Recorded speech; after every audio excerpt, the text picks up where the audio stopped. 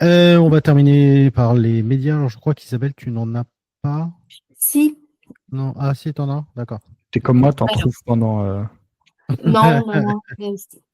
C'est parce que du coup, sachant que le sujet qu'on allait aborder ce soir, j'ai un petit peu regardé et j'ai bien fait parce que du coup, ça m'avait un petit peu mis dans l'ambiance.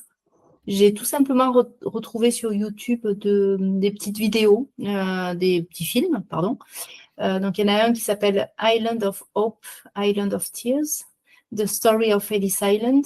Et ça fait quelques minutes et ça redécrit un petit peu ce que vient de nous expliquer Fabien avec quelques images. Et pareil, un documentaire de 50 minutes de Michael Parazan, Ellis Island, une histoire du rêve américain, c'est sur Arte, mais c'est disponible sur YouTube.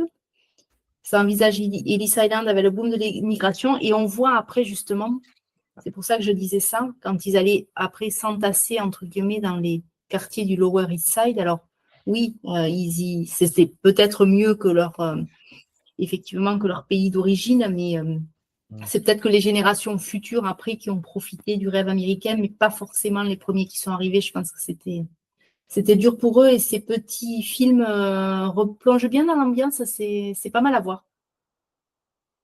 Voilà. Ok. Il y a l'artiste JR aussi qui a fait un film. Alors, je ne l'ai pas Ah. vu. Alors, il a fait un livre, Les fantômes d'Ellis Island. Un petit film avec une introduction de Robert De Niro.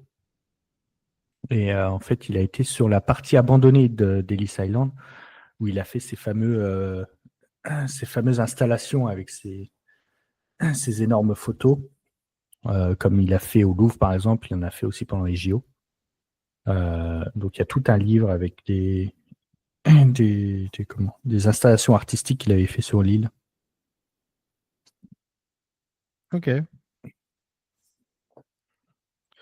Merci Isabelle pour ce média. Alors moi, ça va être un média, mais ça va être un artiste. Lenny Kravitz, puisque Lenny Kravitz est new-yorkais, hein. Il est né à New York le 26 mai 1964. Il a 60 ans et quand vous regardez son physique, eh ben, il ne les fait pas du tout. Il fait plus jeune que moi. Grave. Comment il fait jeune. Il fait plus jeune que moi aussi. Donc il est né en 64. Il est le fils d'un producteur qui s'appelle Cy Kravitz, qui était un producteur de la NBC et d'une actrice qui était Roxy Rocker. Et donc il est né à Manhattan.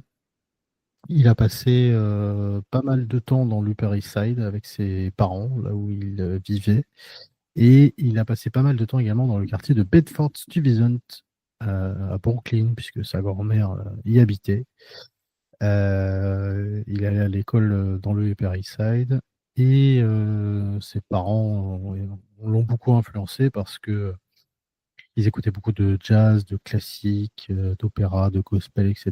Et le premier concert qu'il a vu, c'était à l'âge de 7 ans, c'était les Jackson 5 au Madison Square Garden.